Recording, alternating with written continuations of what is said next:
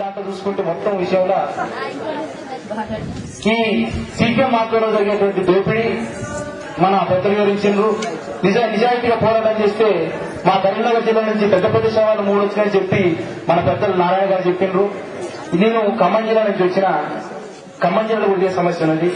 అక్కడ అంటే పోరాడే వాళ్ళది ఎర్రజెండా అనేటువంటి న్యాయం కాదు. దోచుకునే వాళ్ళే భూమి, దున్నేవాడి భూమి కాదు, దోచుకునే వాళ్ళు లేకపోతే కబ్జా చేయగలిగిన వాళ్ళని, గుంజుకోగలిగిన వాళ్ళే భూమి. నాయకత్వం అనేది విలువలతోని ప్రజల కొరకు త్యాగం చేస్తుంటే గొప్ప నాయకులు కలిగినటువంటి పుచ్చలపల్లి సుందరయ్య, లేకపోతే చరిత్ర చెప్పినట్టు చంద్ర రాజేశ్వరరావు, దేవునిపల్లి వెంకటేశ్వరరావు, ఇందుకు పెద్ద పెద్ద చెప్తారు కదా, అటువంటి పరిస్థితి కాదు. ఎవరికైతే డబ్బులు ఎక్కువ ఉండి, ఎవరైతే నాయకత్వాన్ని కొనుక్కోగలిగి, ఎవరైతే మేనేజర్స్ వెళ్తే వాళ్ళు లీడర్ అవుతారు.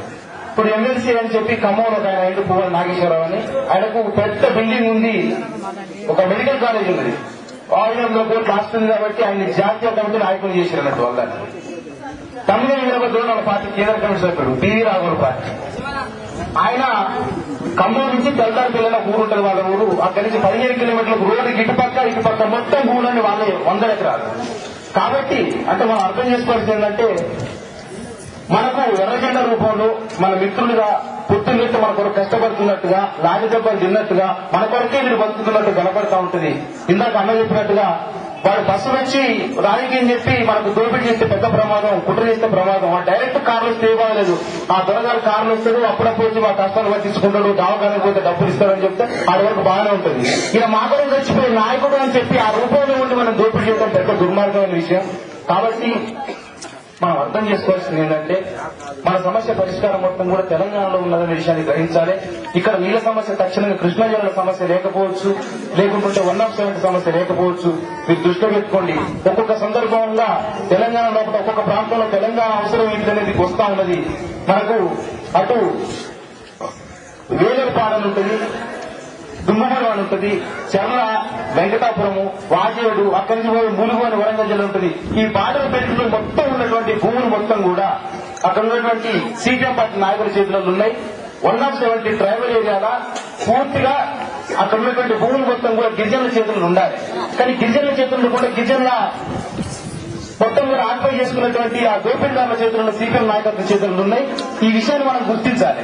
ఎందుకు అంటే అక్కడ ఉన్నటువంటి నాయకత్వం మొత్తం కూడా ఆ ప్రజలకు మొత్తం ఏం చెప్తా ఉన్నారు, మీ భూమిని మీరు రక్షించడంలో 107 సమగ్రంగా అమలు చేయాలని డిమాండ్ చేస్తా ఉంటారు. వీళ్ళే పోరాటం చేస్తా ఉంటారు. ఐటీడీ మీద తీసుకుని వీళ్ళే ధర్నా చేస్తా ఉంటారు. మన భద్రేశ్వరంలో కాన్పులైంది దుమ్ముకు మన పోలవరం ప్రాజెక్టు ఆపాలని. పోలవరం ప్రాజెక్టుని తెలంగాణ ముంచే ప్రాజెక్టు, దాన్ని ఆపాలని చెప్పి డిమాండ్ చేస్తా ఉన్నారు.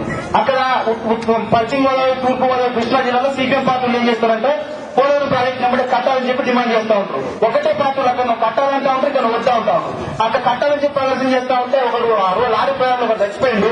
ఇక్కడ ఒత్తిడి పోరాటం చేస్తుంటే పోలీస్ కల్పనలో ఒకరికి తూటాలు పడ్డాయి. మరి ఎక్కడ జరిగినట్టు? కాబట్టి మొత్తం విధానం కూడా అట్లే ఉన్నది. ఇప్పుడు మన రంగారెడ్డి, హైదరాబాద్, మహబూబ్ నగర్, నల్గొండ ఈ చుట్టుపక్కల హైదరాబాద్ అవుట్స్కట్స్ చూసుకుంటే పేద ప్రజలు కనీసం ఎవడన్నా ఇల్లు కొనుక్కునే పరిస్థితి ఉందా? ఉంటే జాగ్రత్త స్థలం కొనుక్కునే పరిస్థితి ఉన్నదా? బతకని బతికే పరిస్థితి ఉన్నదా? ఇంకో 4 రోజులు ఏమవుతారంటే ఈ భూమి ధరలు ఇచ్చే పెరిగిన తర్వాత బొంద పెడితే జాగా వేస్తే 5,000 రూపాయలు దండగైతే భూమి, కానీ కాలబెట్టే భూమి ఎత్తిపోతున్న పరిస్థితి వస్తుంది. కాబట్టి మనం ఈ దృష్టిలో పెట్టుకోవాలి. ఇది అభివృద్ధి కాదు జరిగేది. మనం అందరం అనుకుంటారు ఎప్పుడు లేని బస్సులు వస్తారో, ఎప్పుడు లేని రోడ్లు వస్తారని కొంతమంది ప్రచారం జరుగుతా ఉంది యువతరంలో. ఇది మంచిది కాదు. 99 మంది పేదల్లో ఒకే బాగుపడుతుంది అభివృద్ధి అన్నది. అది మన విధ్వంసం అన్నట్టు, మనం నాశనం చేయడం వచ్చేటువంటి ఒక అభివృద్ధి నమూనా పేరుతో వచ్చే విషయం తప్ప అది నిజమైనటువంటి అభివృద్ధి కాదు. ఇటువంటి విషయాలు మొత్తం మనం గ్రహించాలి.